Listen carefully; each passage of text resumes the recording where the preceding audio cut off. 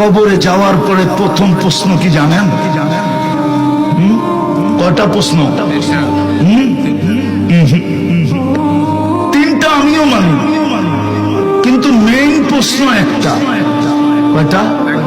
কয়টা? ভালো মতে শুনেন, কিন্তু ভালো মতে। মেইন প্রশ্ন কয়টা? এটা ইমাম বুখারী লেখছে, আমি লিখি নাই। ইমাম মুসলিম লেখছে, আমি লিখি নাই।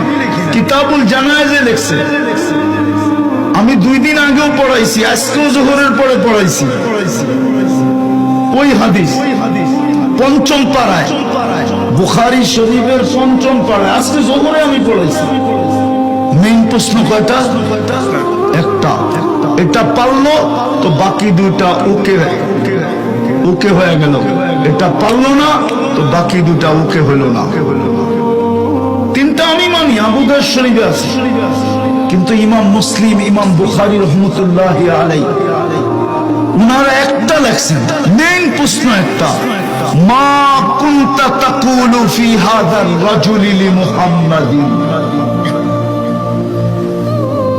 তুমি দুনিয়াতে মুহাম্মদুর রাসূলুল্লাহর আদর্শে কতটুকু আদর্শবান ছিলা বলো? কতটুকু তার রঙে রঙিন ছিলা বলো? তার সম্বন্ধে তোমার কতটুকু ধারণা ছিল বলো? কতটুকু তুমি তাকে চিনতে বলো?